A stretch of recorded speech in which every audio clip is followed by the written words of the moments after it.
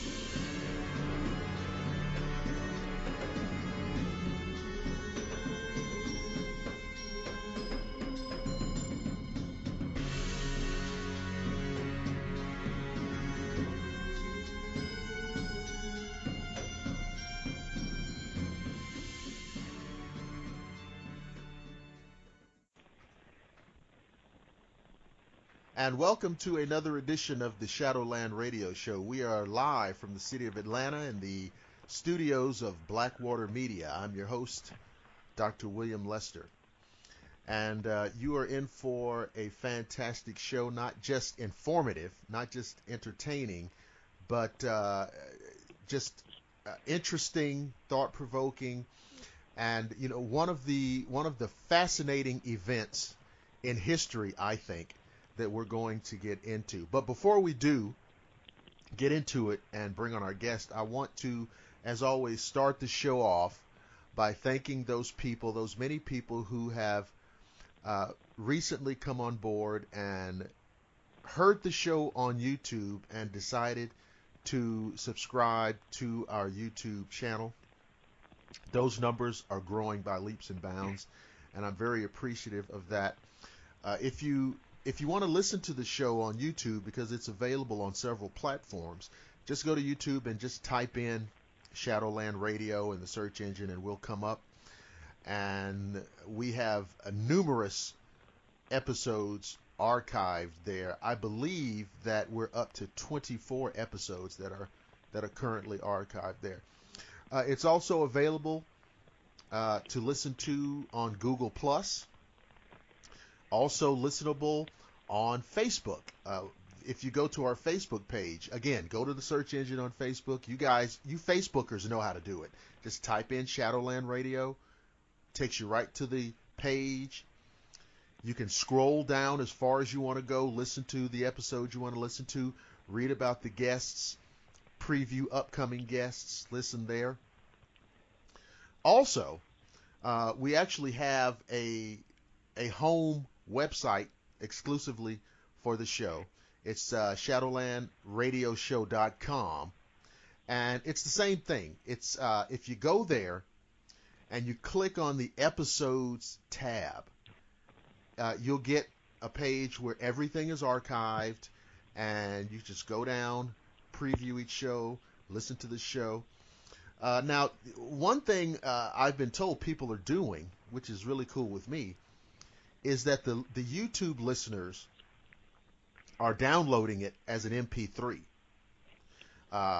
They're downloading it as MP3, and so they can listen to it, maybe in the car, maybe somebody's burning it on a CD, just a variety of ways that you can listen to it on demand and mobile.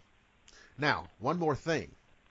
If you're going to the shadowlandradioshow.com website, we have recently opened up a store.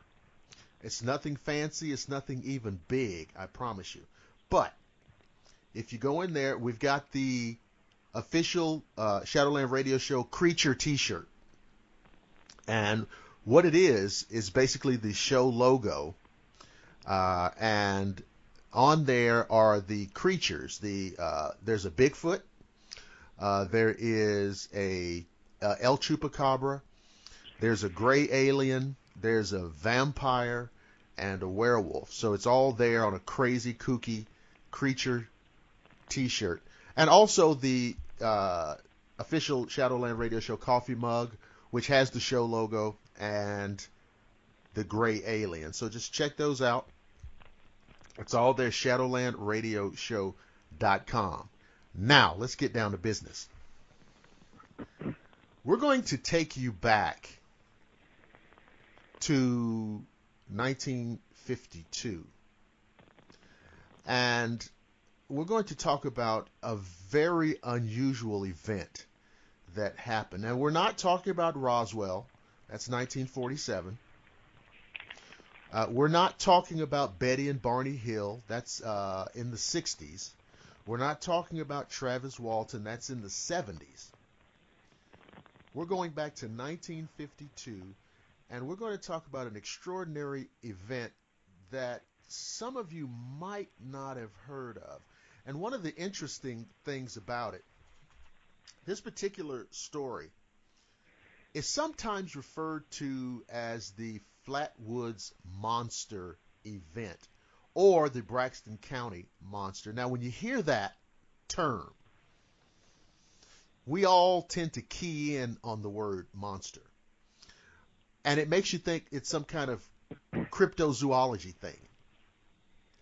But that's not what we're going to be talking about. So, what I decided to do, you know me, I go right to the top. And we have what is unquestionably the premier researcher into the Flatwoods Monster Event. His name is Frank Feschino, and he has researched, interviewed, double researched, triple researched, mapped, coordinated, and calibrated almost every aspect of this event.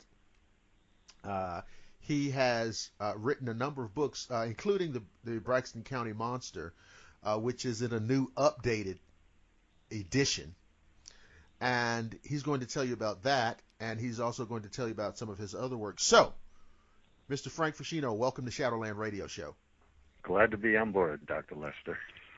We are absolutely thrilled to have you. So, now, there is a ton of information, and I'm going to tell the listeners up front. That Frank was kind enough to share a lot of the research with me, a lot of really minute, a lot of very detailed information, and there's a lot here. So we've already talked about, ahead of time, we already talked about doing multiple shows because this really is a big case, a lot of information.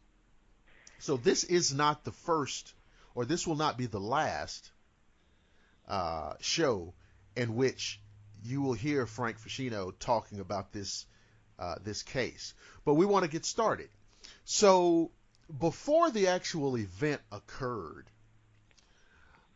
there was a great deal of intense UFO activity. So I think that Frank wants to start there. So Frank, get it started for us. Okay, basically, Dr. Lester, where we're going to start out is talking about 1952 was actually a banner year for flying saucers. Okay. And Project Blue Book, which ran from 1951 to 1969, was the Air Technical Intelligence Center group that was in charge of investigating and evaluating UFO reports in the United States and bases and properties throughout the world. And 1952 had a record 1,501 sightings reported to Blue Book.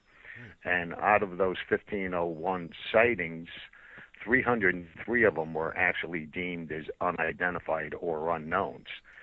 Now, what we have here, in which I call the Summer of the Saucers, let me go back to start, and I'm going to give you an idea of the influx of the sightings, how they really skyrocketed. Okay. In 1952, in January, we had 15 reports. In February, we had 17. March was 23 reports. Then there was 82 in April. May had 79. Then in June, it jumped up to 148. Whoa. And July was 536. And then August had 326. And September, which was the month that the Flatwoods Monster incident occurred, it went to 124. So June, July, August, and September, there was 1,134 reports of the 1501 that were all year. So this is where we get the nickname the Summer of the Saucers, because the amount of sightings during those 4 summer months was unbelievable. And you're talking about UFO reports sent to the ATIC of that between 1947 and 1969. We have a 22-year span, and that was the highlight. That was the golden era of UFO sightings. And we have the basically in 1952, Captain Edward Ruppelt, who was the head of Project Blue Book at ATIC at Wright-Patterson Air Force Base, actually said if you can pin down a date that the big flap started, it would probably be about June 1st. And he was absolutely right, because that's when the sky, they hit the peak from the beginning of that summer point. So what we have is an incident that happened at the end of the summer called the Flatwoods Monster incident, and it was one of the top news stories in the world. It pretty much hit overnight. And what I did is I started getting involved in this back in the early 90s. I have relatives who live up in Braxton County and Flatwoods and throughout that area. And I was up there visiting, talking to the people, and it was pretty much common everyday occurrence where people just talk about flying saucers and UFOs. And that kind of, being from the city, from Connecticut, I was kind of taken aback by that. Right. And I thought it was just kind of kooky and crazy. Well, I kind of laughed at some of the locals up there, and I learned the hard way, don't laugh at the locals until you go up there and you see actually what's going on. So I started looking into what was going on throughout the area, and I was talking to different people. And there was a lot of crop circles that were actually appearing in Braxton County, and there was a group of them that appeared on my cousin's property right in Frametown. And as I started getting into it a little bit more, I started documenting everything, and I got hold of Colin Andrews, the crop circle expert from England. And at the time, he was going back and forth from the States to England before he moved to Connecticut permanently. And I had a meeting with him, and I gave him all my crop circle data. And he kept in touch with me back and forth for a couple of years about the crop circle stuff. In the meantime, while I was up there, somebody turned me on and told me about this story about the Flatwoods Monster case, which I had never heard of. You know, I was never into the UFO stuff at all. You know, I'd heard a little bit about it as a kid and, you know, read about it in books and whatnot, but I was never an enthusiast into it. So to make a long story short, I went into the town, Flatwoods from Frametown, and I'm pulling into town and I see this big gigantic sign, "Welcome to Flatwoods, home of the Green Monster." And that kind of hit me and took me back a couple steps. But what I found most intriguing was the point when I started talking to the locals up there, they clammed up and they shut up. And they didn't want to talk about this. Even though I had relatives up there, I was still an outsider. I was an outcast. I wasn't from there. And it took me a couple years before anybody would really even talk to me and open up. But what I did in the meanwhile is when I went back home, I started, this was in the days before the internet. I started going to libraries back home in Connecticut. Eventually I moved down to Florida, and I started researching the Embry-Riddle, and basically every library between here in Connecticut to West Virginia, and I started looking up articles. I was buying books about the Flatwoods case, and I found out that no two of the cases and the books were written up the same. The story was so botched up it wasn't even funny. There was, I had 25, 30 different books on the Flatwoods Monster story, and every one was different. So I started going back into the town a little bit more, and I was actually going up there taking pictures of the crop circles at the same time, and then I started researching and going to the different libraries throughout the state of West Virginia and pulling stuff off of microfilm. And I started piecing this story together and still trying to get back and to talk to the locals. And it really wasn't until I started getting the documents from the Project Blue Book archives that showed what really occurred and the overwhelming amount of sightings that had occurred. Flatwoods was not an isolated incident by any means. Okay. It was a small percentage of what had actually happened that day. And it took me probably close to 20 years to figure it out. In the meantime, I had, like you said, Dr. Lester, I had different versions in my book over the years, because as soon as I would come out with an edition, I would do more radio shows, I would make more public appearances, I was traveling more, I was looking into more archives, and my book would be outdated. And people would contact me, kept researching deeper and finding out more information. And, here we are. I have the book, The Braxton County Monster. It's in a revised and updated edition. And that is an update from my updated edition. And the book basically went out of print a few months after it came out, because I took it out of print. Because it was so outdated, people kept sending me more information. So what we have here, where everybody thought Flatwoods was an isolated incident, I discovered that it was which it was a close encounter event, actually occurred during a UFO flap of sightings that occurred up and down the eastern United States. So what I did is I picked up several aeronautical and topographical maps, and living near Embry-Riddle here in Daytona Beach was wonderful because I had a lot of help. I was able to have access, to their library and microfiche, and I put these aeronautical maps together, and I started pinpointing the locations where there were sightings. And that is another point where my books were getting outdated, because as I would do a radio show such as this, somebody would contact me or email me and say, Frank, I got another location. But it seemed it came all at once, because the interest on this story is at an all-time high. But I actually resurrected it. Nobody was able to get into the mountains like I was to speak to the people who this actually had happened to, because they were made fools and idiots out of. When this story hit, it was taken serious, and then the story was just botched up, and it became a silly season Halloween story. Right. And intelligence had their hands in on this whole case too, and it was shut down. So what I did is I found some of the original notes of Gray Barker and looked into the works of Ivan Sanderson and Major Donald Keogh, who was a pioneer into UFO research.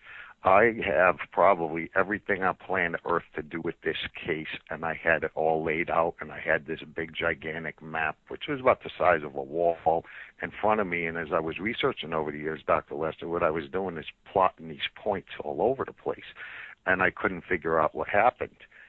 And I met a lot of people down here at military shows, living in Central Florida in the Orlando, Daytona area. There's always shows going on, the Orange County Convention Center.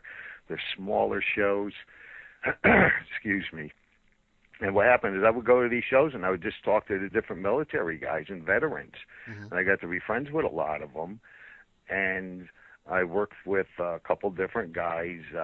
I worked with guys, air traffic control fellas who were in the Air Force and the Army, Marines. I spoke to pilots, anybody and everybody who would be willing to talk to me. And behind the scenes, everybody was helping me. And when it was all figured out, I had this one gentleman who sat down with me and looked at my master map. And I've said this a bunch of times before, I did not figure out every little maneuver right off the bat because I didn't understand military strategy. And this one particular fellow looked at my map and he went, "Oh my God, Frank, do you know what you have here?" And I handed him a drafting board ruler that I had. It was about 3.5 to 4 foot long. And he says, give me a pen. And he started laying and connecting all my points. And I just stood there for about 10 minutes looking at him, and it all clicked at that point. And he was saying this and that, and what blew him away is he said, wow, these ETs, in so many words, he said, they think like we do, or we think like they do, because we have basic military strategy. And what the Flatwoods case actually was, it was a search and rescue mission. I didn't want to ruin the ending there, but that's what it basically was. And in the end, I have 116 locations where UFO sightings occurred up and down the eastern seaboard.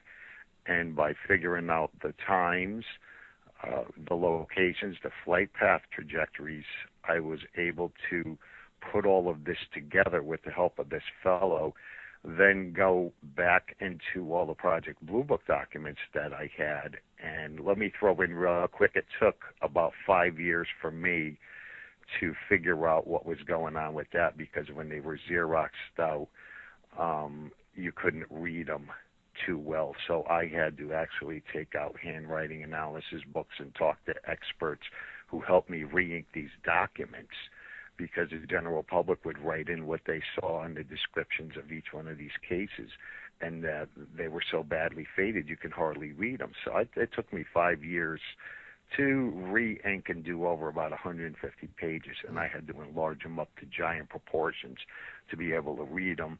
Then I had to figure out what the hell was going on, because there were so many sightings that it was overwhelming. And the bottom line to this whole thing is the United States Air Force blamed all of the sightings and 21 hours of sightings that occurred throughout that day on one fireball meteor that was seen for 5 to 6 seconds passing over the Capitol. Of course. Of course. So we did our homework on this end, and that's kind of an overview of what happened. And we could take each one of those little points and talk for weeks about each one. But to kind of cut to the chase of what we figured out is there were 4 damaged objects that came in over the United States over and penetrated into our airspace and flew over several areas where it was restricted. And a damaged object came in and flew over the Capitol, and the New York Times actually referred to it as the flame over Washington. And this was actually the Flatwoods Monster craft. It flew west after passing over Washington, D.C., flew about 206 miles, and crash landed on the hilltop of the Bailey Fisher Farm. So in other words, if you stood in Washington, D.C. on top of the Capitol and you could see like Superman and look 206 miles due west, you would look at the very top of the hilltop on the Bailey Fisher Farm where this thing touched down. So it basically cut across the United States. And figuring everything out on this map, and you could see my maps on flatwoodsmonster.com. I have a section in there with some articles where you could zoom in real tight and you can actually see the work I did over the 20 years. And you could follow the flight paths. What I did, and I'm going to say Project Blue Book probably had the best research in it from their tentative observers questionnaires, which is if you saw a UFO, you know, not just this night, but you would send in for a report.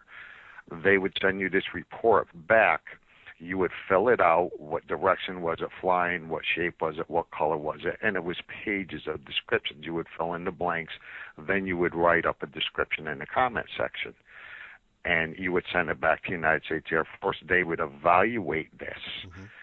And then they would put it into their archives. Well, it took years before they were declassified, and nobody had ever looked into the September 12th sightings from 52 up until the time I started my research in the early 90s, which was about,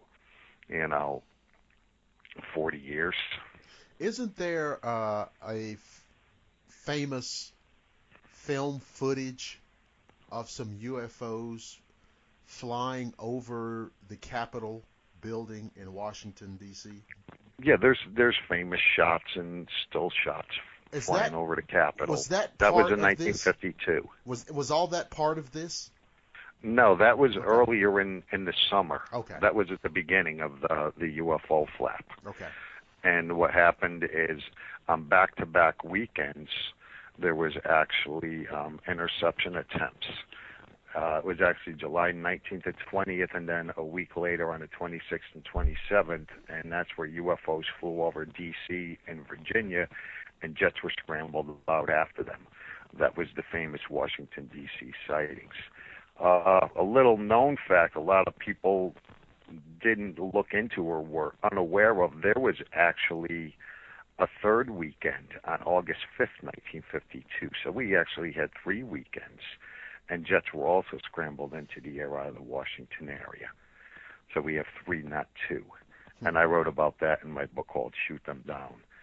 And kind of the linking point, Dr. Lester, where everything pulls together is when I started analyzing all the flight path trajectories and the landings and crash landings, I pinpointed this thing and know within minutes of what happened that entire day up and down the eastern seaboard over in every state where all these crashes had occurred and sightings and touchdowns.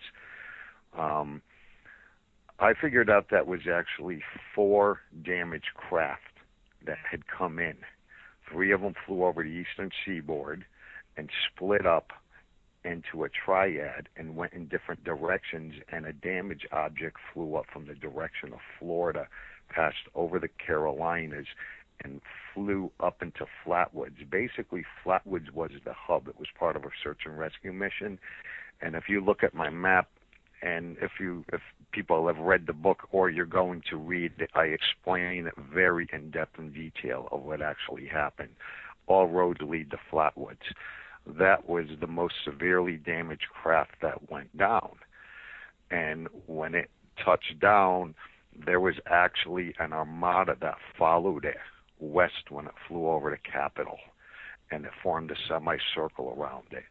And there was actually, within a 10-minute time period, we had from 8 o'clock to 8:10, there was several UFOs there was a dozen of them that flew and followed the damaged craft west. People were walking downtown or with their kids and walking their dogs, 8 o'clock that night, and they're just looking up. There wasn't a couple people. There was thousands of people that saw these things flying over the Capitol, and nobody could figure it out. And when it hit the press, they made everybody look like they were crazy, because the Air Force just reported one object, which was said to be a fireball meteor, and here's stuff dropping out of the sky from Virginia, Maryland, and over the Capitol, and different shaped objects, different colors, flying in different directions, and they followed this damaged craft west. And then when it got a little bit west of the Washington area, they lifted and ascended and went back up into the sky. And this is all in Project Blue Book. This is what's amazing about this whole story. It just took that many years to piece it together. Is this now? And here's a question. It's maybe rhetorical, or maybe there's an actual answer.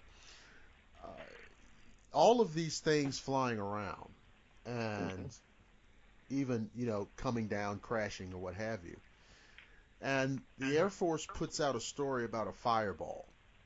Right. Okay. Now, that seems to me to be so ridiculous that I'm thinking to myself, they have to know that what they're saying is absurd. So, is it that, are they trying to give you a ridiculous explanation just to confuse things? Or are they seriously trying to pass all this off as a fireball? You know what I'm saying? Well, what happened, and I had a hard time, Dr. Lester, at the beginning of getting this into my head. Okay. And the old-timers up there that I work with Colonel Dale Levitt, United States Commander of the West Virginia Guard. Ailey Stewart, Mrs. May. I worked with a lot of the different people up there, and locals and people behind the scenes, mostly old-timers. They had to bash it into my skull. Frank, you are seeing a modern time West Virginia, where you pull off the interstate and you see a Kentucky Fried Chicken, you see a McDonald's, you're seeing Dairy Queen, you're seeing the Convention Bureau. None of that was there, including the interstate. And even when I started back going up there quite a bit in the early 90s, it was just starting to build up. But you have to put yourself in the mindset, no interstate. There was limited phones. There was only 1 or 2 cars in the whole area of Braxton County, which is a gigantic county. Communications were poor.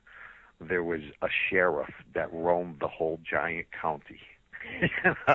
Limited radios, communications between the cop cars, and the civilians, and it was just like basically it was like prehistoric times compared to where we're at now. Right. I never used any information from the internet. All of my research was done in Braxton County during interviews. Driving around, I must have drove around Braxton County 1,000,000 miles. The locals would take me around and show me different little access roads and back roads. And as I started figuring out what was actually going on, myself and a couple of friends actually recreated the path of the sheriff that he followed driving around Braxton County, because there was an influx of UFOs. There was several objects that flew in, and I think I gave you one of the recent articles that was written up of the different, it was over a dozen UFOs that were flying in and around the area, and they were looking for the downed one, and they couldn't find it.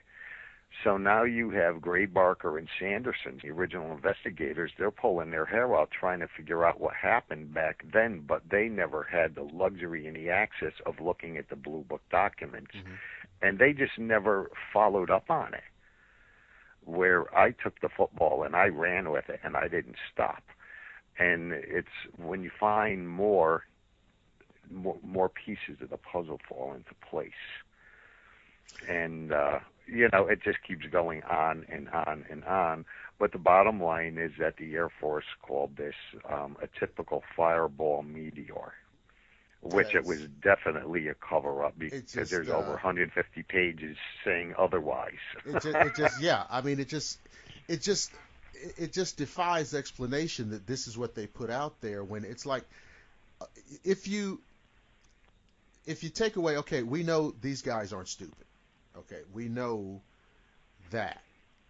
So if they're putting out this explanation that's so bad, there's got to be a reason for it. There's got to be, they talk about having a method to the madness. And of course, this is not the only case where this kind of thing happens, where an explanation is put out that nobody believes. But yet, things kind of go on as usual.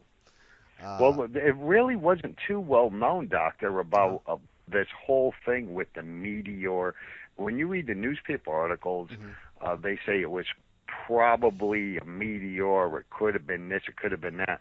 But what I started saying a few minutes ago, when you funnel all of this in and put yourself in the mindset of being in 1952, we jump on the internet now, we can communicate with each other in seconds to find out what's going around the world.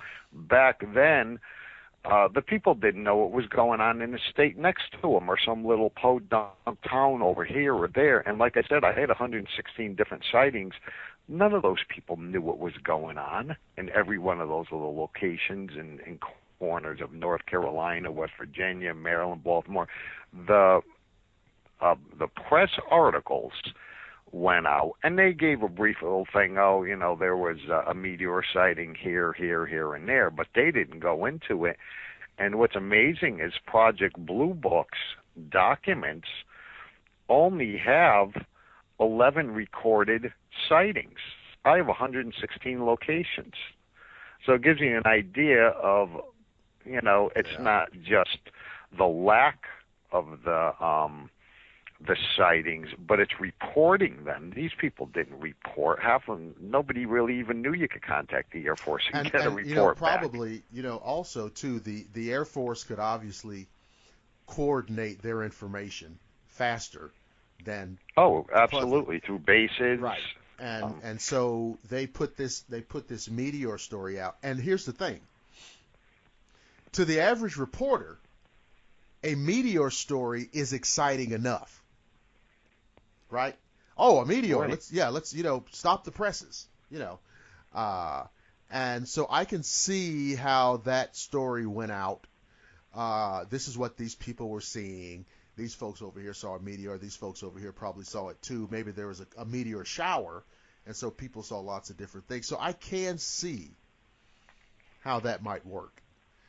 Well, you have to take into cause as well, this was 1952. There were virtually sightings every day across the United States. Just about every day. They didn't all get reported. Yeah. Yeah, and the Air Force, looking from their point of view, they, in order to tamp this down and stop public panic, they had to come up with a story, because I don't think the American public was ready in '52 to know that we had reptilian creatures roaming around Earth and crash spaceships. Probably not. Because that's the bottom line of what had actually happened. And to go a step back, which fills the gap when I figured out that there was 4 damaged crafts, and I have pinpointed locations where everyone went down, where it took off, where a puddle jumped, descriptions. What happened is we have the shoot 'em down orders. And you read a little bit about that. Yeah, now correct? this is extraordinary. And even the title, even the phrase "shoot them down." Right. So tell everybody a little bit about this. Well, the Air Force had admitted, and it was International News Service wire report, that it was Tuesday, July 29th, where it was revealed that the Air Force orders jet pilots to shoot down flying saucers if they refuse to land. Okay, that was the headline in the Seattle Post-Intelligencer. There's a tongue twister. And what it says is Lieutenant Colonel Moncel Mont's information officer stated, and I quote, "The jet pilots are and have been under orders to investigate unidentified objects and to shoot them down if they can't talk them down." That was revealed July 28th. It hit the press on the 29th. And then it goes on to say, in Air Force parlance, this means if a flying saucer refuses to land, jet pilots are authorized to shoot them to Earth if they can get close enough to do so. And disclosure of the 24-hour alert came as new reports continued to pour into the Pentagon of mysterious objects in the sky. This was in July. Now, the Air Force and Marines and Navy were scrambling just about every day after these objects. The average person has no idea of what was going on back then. And I spoke to a lot of people who actually lived in the D.C. area, and they saw them all the time going up. And the Project Blue Book reports are loaded with jet interceptions, attempts, and going after them. And in my Shoot 'em Down book, I started making correlations between missing pilots down the aircraft and UFOs being in the area, and I started connecting the dots.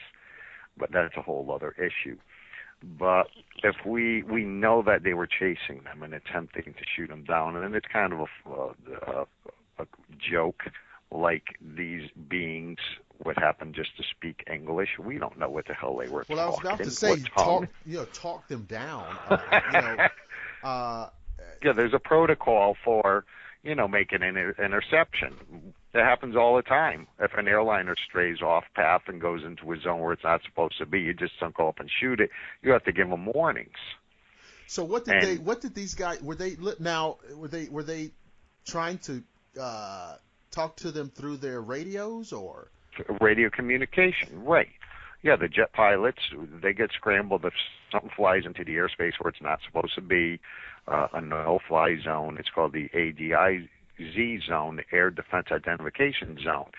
And if something flies into this area and it's picked up on radar or goes through a filter station, if it's deemed to be a threat, blah, blah, blah, and they radio the nearest base, and they would shoot interceptors out. And if they come in on it, you just can't fire. Are you there? Yep. There was a bleep there. You just can't fire on it. It might be a commercial air, just straight off, course. Right. So you have to give your protocol and let them know you're in a zone you're not supposed to be. And sometimes they'll be assisted out of the area or change course. It may be an accident. But when they're bogeys and flying saucers, they make interception attempts going after them. Now, the country would end of its heels back then, and everything was kind of iffy because the United States was anticipating an assault from the Soviet Union. Right. They had to be on their toes back then because they couldn't differentiate if it was a bogey, a flying saucer, or a potential attack from Russia. So basically, they were scrambling out all the time. And since there were so many UFOs back in '52, they were up in the air quite a bit. And I started looking a little bit deeper into it, into the armaments of these jets. And I believe you did a little research on this of the different aircraft that we had back then, some of the different fighter jets. Yeah, I was the first time we talked, I was very surprised because you want to compare the aircraft technology of 1952 versus what we have today, which is really like no comparison. Mm-hmm. And then you combine that with the fact that these 1950s military aircraft were scrambling after alien craft, which we assume was a much more sophisticated brand of technology, and firing at them with their weapons, and in some cases hitting their targets, and in some cases even disabling the alien craft. And my first question was, how is that even possible? Right. And so you had a great explanation to that in terms of the kind of weapons they were using. Well, we were using cannon fire back up until '52, but the United States Air Force and the Navy also had rocket-bearing jets. And most of my research I had to do involving the jets and the military stuff was all done at Riddle. What a pleasure it was looking through their thousands of books. I was like a kid in a candy store, Dr. Lester, checking that stuff out. But what we basically had is 3 fighter jets that were armed with air-to-air rockets, and they were named Mighty Mouse rockets. Mm-hmm. And they were FFAR, which is folding fin aerial rockets, and they were stabilized by these fins that would pop out when the projectiles were shot out of the tube. And these 2.75-inch rockets, the Mighty Mouse, had 7.5-pound warheads. They had dynamite in them. They were about 4 feet long, weighed about 18 pounds. Now, they were unguided, but there were so many of them, they could be salvoed out, and these things would basically look like hornets getting whacked out of a net. And there's a lot of write-ups how they were inaccurate, and they were. So what they would do is fire all of them off, and you could have 24 up to 32 rockets firing out of these aircrafts, and they had an effective range of 3.5 miles, and they went 2,500 feet per second. That's pretty quick, a bat of an eye. Now you look at it, and I spoke about this with Stanton Friedman at length. You have the jets that had bullets at that point, and the aircraft basically all look the same. And you have these your enemy's flying at you. If you're deploying to the alien, you have the Air Force flying at you. These planes all look the same, so they know the drop-off in the distance that these bullets are going to fire at them. Right. And then all of a sudden, you got a jet coming at you over 600 miles an hour, and they're salvoing off 24 to 32 rockets that look like hornets flying through the air, going in a million directions, and they got dynamite warheads. And they would cover an area the size of a football field. The rockets didn't even know where they were going because they were not stabilized. So these things would just go like, when you were a kid on the 4th of July, put 24 rockets into a Coke bottle and light them all up at once and shoot them into the air. They just go in a million different directions. And the rockets bearing jets back then were the F-86D. It was a Sabre Dog, and it had 24 rockets in the lower body and of the craft, and there was an elevator that lowered out from the bottom part, and they shot the rockets from under the belly.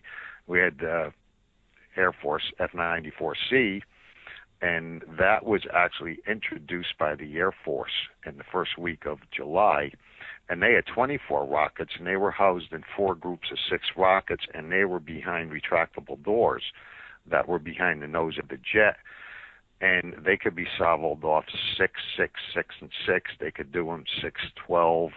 They could salvo all of them, all different combinations. And what is really mind-blowing about this jet is it had a computer on board. Okay. And it had 1,200 pounds of electronic gear, and it had a computer radar-coupled system worked into it, where basically the Starfire would lock onto a target with the computer, and when it was on the bogey, the pilots could virtually take their hands off of the steering mechanism, and the jet would fly after the target by itself, and it would pick the actual point and the best timing to fire the rockets, and the jet would do it all on its own. A lot of pilots didn't like that because it was like going on a roller coaster ride. Can you imagine following the target, moving up and down all around? Then we have the United States Navy had the F-7U-3 Cutlass, and it had a fitting belly pod with 32 rockets, and it would attach onto the underside fuselage of the jet, and it also had 4 20-millimeter cannons. So we had some kick-butt aircraft back then, and this is when I started tying the gap together. We have the shoot them down orders. We got these jets. Then we have all the other jets that were carrying cannons. You know, you can't discount them too, because sometimes you get close enough and get a lucky shot. I talked to guys who were in Vietnam, and they said that some of the American jets would be flying by, or the choppers, and you could get an enemy on the ground taking a wild shot and take a plane out, or a chopper. So nothing's impossible. You know, a lot of things could go on when you're taking all these different variables together. But the one thing we do know is that we do have a lot of missing accident reports on September 12, 1952, and I researched another case involved in this, Dr. Lester, with Jones and Delcurto. They had an F-94 B Starfire, and they vanished into thin air right at the high point of everything was going on in the United States with all these sightings. And there was no official record of these guys. So when I looked into it in my first book in 2004, they weren't born, they never died, they weren't in the Air Force, no Social Security death index, and that was a big stink. I called different Air Force bases and government organizations around the country trying to find out what happened, and I would just stonewall them and just send around in a big circle jerk. Just go here, there. So what I did is I eventually tracked down the surviving brothers of these pilots. Mm-hmm. And one of the pilots actually had General Chidlaw, the commander of an Air Force base, the Air Defense Command. He had the original letters and Western Union telegram letters sent to his family back from 52. And I couldn't believe it. As we spoke on the phone, he ended up, he says, I'll give you copies of them. He had them in a shoebox up in his attic in Florida here from 52. And he sent me all of this information. copies. He sent me a photograph of his missing kid brother, and I just went crazy looking into this thing. And eventually the aircraft accident report was released, and there was a couple other cases missing, and they were sent to higher classification. They were the cases that bookended the Jones and Del Curto case, the case before and after. And then I spent, I don't know, about a year and a half reviewing those articles and different documents, and it was completely different from what was released to the family, what was released to the press. So you have this crazy-ass story going on where one hand didn't know what the other one was doing, and when I started breaking it down into minute details, within the same 68-page report, they actually have the jet vanishing at 3 different times. So you talk about what one hand doesn't know what the other one is doing. Well, see, this is what I'm talking about. See, this is serious. You know, for those people who might be inclined to not take this issue seriously, you can see now, you know, we have pilots that have standing orders to shoot down flying saucers. This is a matter of record. This is not an innuendo. This is not a rumor.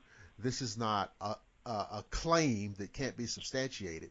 This is a matter of record. American pilots had standing orders to shoot down flying saucers, number one.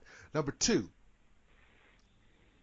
pilots that scrambled to intercept flying saucers, at least in a few cases, never came home. So this is a serious issue, because for every one of those men, they had families. They had somebody. A wife, a mother, a brother, or sister, or somebody.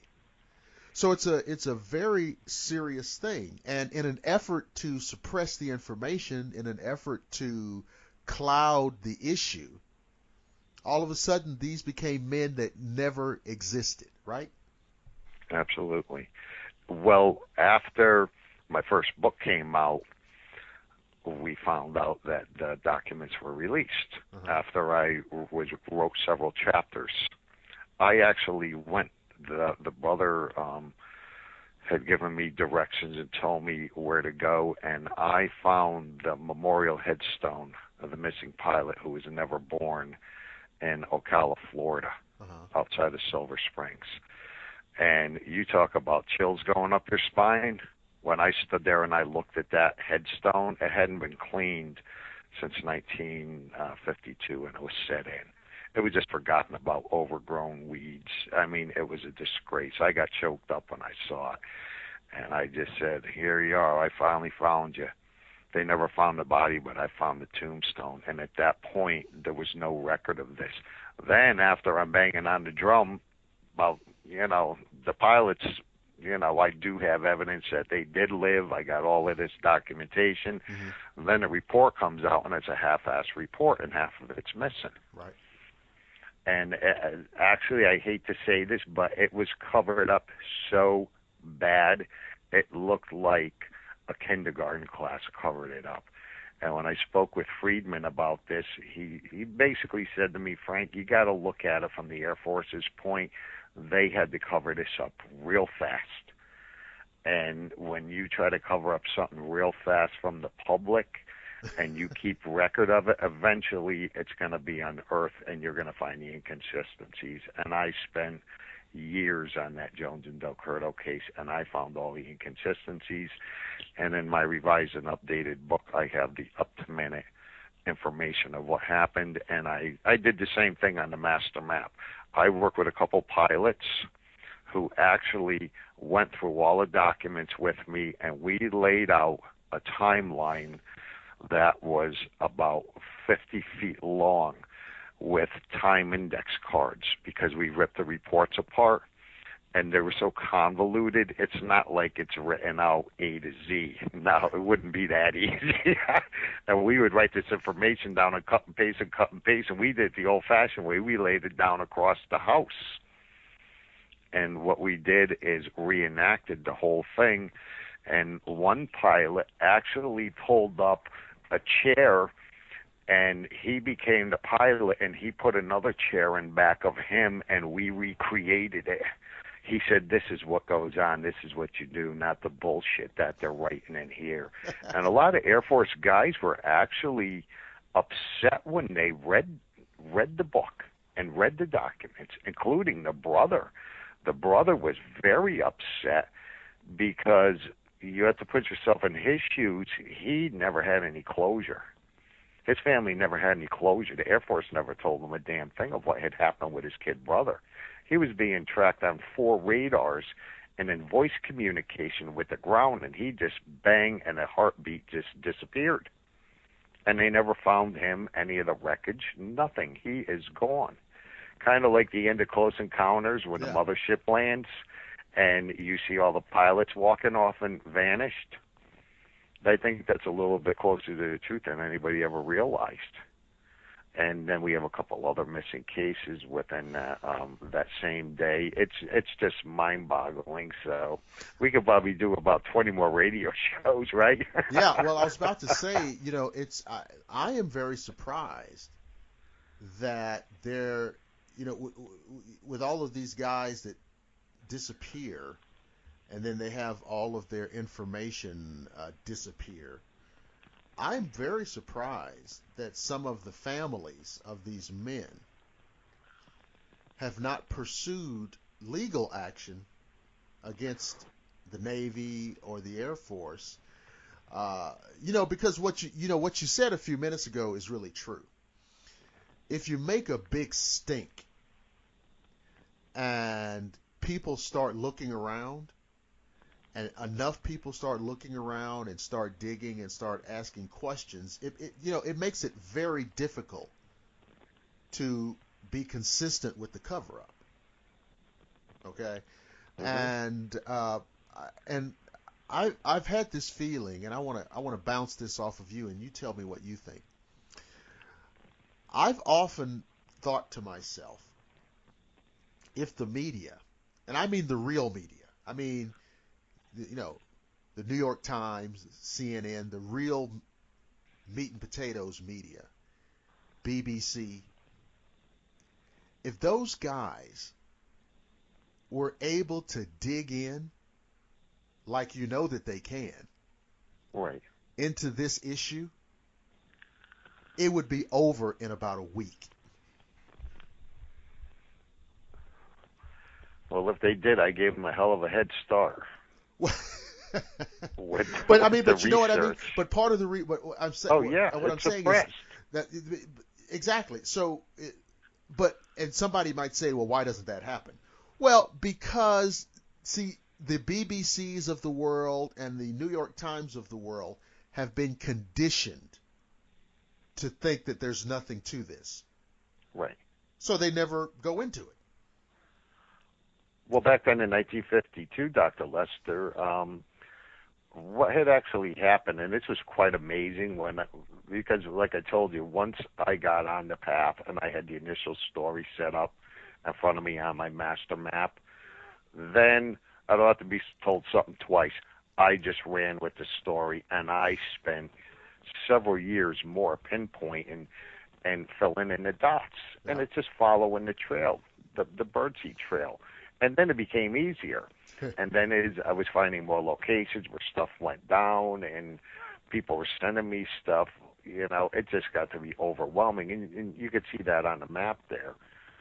But what happened is we have all of these sightings, and what I was starting to say is when I was talking and working with Stanton Friedman and putting this whole book together, what Friedman was very amazed at is these UFOs were following the beacons from airport to airport to airport. They were following the mainstream beacons. across the United States, and there was almost a mid-air collision up in the Wheeling area by Wheeling, Ohio County Airport between one of these damaged UFOs. Because you want to kind of stay on path of where the hell you're going. You don't want to stray too far off path because they wouldn't be able to find you. So what they were doing is they were following our beacons. It makes sense, though. It makes sense, though. If you don't know the terrain, follow this system of lights. And that's what they were doing. They were following the airport signals. They were following the beacons. And it was amazing. When you see that master map and you see the locations, how their trajectories were following from point A to B, from this airport to a little airport to a major airport. And then when the press came out and they were talking about all of this, all the reporting of the airport personnel was saying they were meteors. Really? And I'm like, what? And, of course, they were told, you don't say what was actually following your airport beacons. Well, but I was going to, see, before you said that, I was just going to ask you, certainly the air traffic control guys at all of these airports were picking these things up. They knew what was going on. They had to. Right. It was their job. Of course they were. When they see these things coming in and having mid-air collisions, some of the airports, some of the reporting of the smaller papers would report, pretty much on the level. And it's just nobody put it together. It's like taking a million pieces to a jigsaw puzzle and throwing them into the wind and having them fly over the United States. And I went around picking all those pieces up for over 20 years and putting it back together. What the Air Force virtually covered up in a day, it took me about 20 years to uncover. But because of the communication and lack of communications, the people didn't know what was going on throughout the United States. They never figured it out. That's why I said Flatwoods was just... We haven't even talked about the Flatwoods Monster. We've been on the phone for an hour already. Well, I was about to say what we're going to do. I'm going to tell the listeners what we're going to do is we're going to break right here, and this will be part one of the interview, and we will be right back with you for part two of this just insane conversation of this amazing event, this UFO event in 1952. So I want you guys to stay tuned, and we'll be right back with part two of the Flatwoods Monster with Frank Feschino. Stay tuned.